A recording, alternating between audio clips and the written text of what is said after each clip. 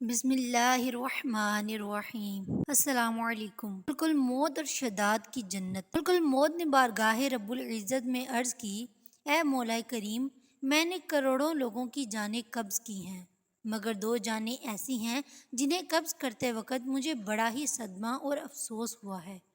میں نے تیرے حکم کی تکمیل ضرور کی مگر نہایت ہی دکھ کے ساتھ، اور وہ دو جانیں ایک ماں اور ایک بیٹا تھا۔ واقعہ یہ ہے کہ ایک جہاز غرق ہو گیا تھا اور ایک عورت اپنے شیر خوار بچے کے ساتھ ایک تختے کا سہارا لینے میں کامیاب ہو گئی۔ تختہ دریا میں بہہ رہا تھا اور ماں اور بیٹا اس پر سوار تھے۔ اے رب کریم، اچانک تیرا حکم ہوا اور میں نے ماں کی جان اس تختہ پر نکال لی۔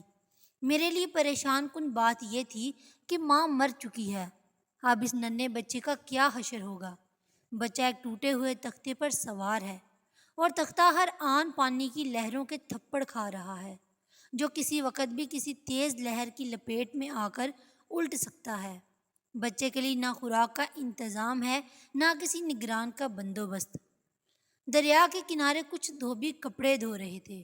اچانک کسی ایک کی بچے پر نظر پڑی تو تختے کو کھینچ کر لائے اور بڑے حیران ہوئے کہ ماں مر چکی ہے، بچہ بے یار و مددگار تختے پر زندہ و سلامت موجود ہے۔ وہ لوگ اس بچے کو اپنے سردار کے پاس لے گئے۔ سردار بیچارہ بے اولاد تھا۔ سردار نے خوبصورت بچہ دیکھا تو سردار کو وہ شیر خوار بچہ بہت ہی پیارا لگا۔ سردار نے بچے کو اپنی نگرانی میں لے کر اسے اپنا بیٹا بنا لیا۔ یہ بچہ 8 یا 9 سال کی عمر کا تھا کہ اپنے ہم عمر بچوں کے ساتھ کھیل رہا تھا۔ اتنے میں بادشاہ وقت کی سواری کی آمد کا شور ہوا۔ سب لوگ ادھر ادھر بھاگنے لگے مگر یہ بچہ سڑک پر اکیلا کھڑا رہا۔ بادشاہ کی سواری گزر گئی، اس کے پیچھے اس کے سپاہی پیدل آ رہے تھے۔ ان میں سے ایک سپاہی کو راستے میں سے سرمے کی ایک پڑیا مل گئی۔ اتفاق سے اس کے بچے کی نظر بہت کمزور تھی اور سرما اس کی بہت ضرورت بھی تھی، لہٰذا اس نے وہ سرما بحفاظت اپنے پاس رکھ لیا۔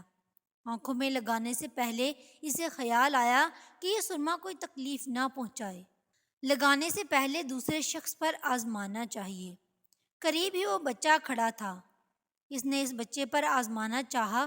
بچے نے سرما اپنی آنکھوں میں لگا لیا مگر جو ہی سرما اس نے لگایا، اسے زمین کی تہہ میں موجود چیزیں بھی نظر آنے لگیں۔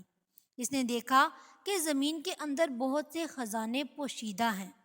بچہ ہوشیار تھا، اس نے چیخنا چلانا شروع کر دیا کہ سرما لگانے کی وجہ سے میری آنکھوں میں سخت تکلیف پیدا ہو گئی ہے۔ وہ سرمے کی پڑیا گرا کر چلے گئے۔ بچہ سرمے کی پڑیا اٹھا کر گھر پہنچا اور خوشی خوشی باپ کو سارا واقعہ سنایا۔ سردار بڑا خوش ہوا۔ باپ نے کہا کہ ہمارے پاس آدمی بھی ہیں اور گدھے بھی، تم سرما لگاؤ، ہم تمہارے ساتھ چلتے ہیں، جہاں کہیں خزانے پاؤ ہمیں بتاؤ، ہم نکال لیں گے۔ چنانچہ ایسا ہی ہوا۔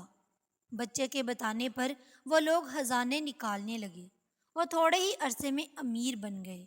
بچہ جوان ہوا تو اس نے پرزے نکالنے شروع کیے۔ ان کے پاس دولت ہی دولت ہو گئی۔ زمین کے تمام خزانے اس کی نظروں میں تھے۔ اس نے آہستہ آہستہ بہت سے آدمی اپنے ساتھ ملا لیے۔ اس کے بعد تمام سرداروں کو ادھر ادھر کر دیا اور خود سردار بن گیا۔ آخر نوبت یہاں تک پہنچی کہ اس نے بادشاہ کے ساتھ بھی ٹکر لے لی اور اسے مغلوب کر کے خود بادشاہ بن گیا۔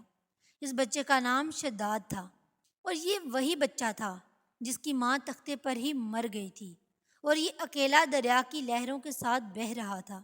کہتے ہیں کہ یہ جب برسر اقتدار آیا تو اس نے حکم دیا کہ ایک ایسا کمال درجے کا شہر آباد کیا جائے جس کی ایک اینٹ سونے کی اور دوسری اینٹ چاندی کی ہو۔ اس میں ایک عالی شان باغ ہو جس میں دنیا کی ہر چیز میسر ہو، ہر آسائش ہو۔ جب وہ شہر ہر طرح سے مکمل ہو گیا تو شداد نے ارادہ کیا کہ جا کر اس شہر کا نظارہ کیا جائے۔ چنانچہ وہ شہر کو دیکھنے کے لیے ابھی وہ دروازے تک پہنچا ہی تھا کہ اللہ تعالیٰ نے ملک الموت کو حکم دیا اور اس نے وہیں اس کی روح قبض کر لی۔ اسے اتنا موقع بھی نہ دیا کہ اپنے بے مثال باغ کو ایک نظر دیکھ سکتا۔ ملک الموت نے کہا کہ اے رب کریم، اس شخص کی روح قبض کرتے وقت بھی مجھے نہایت ہی صدمہ پہنچا کہ وہ شخص ہر چیز تیار کر کے اسے دیکھ بھی نہ سکا۔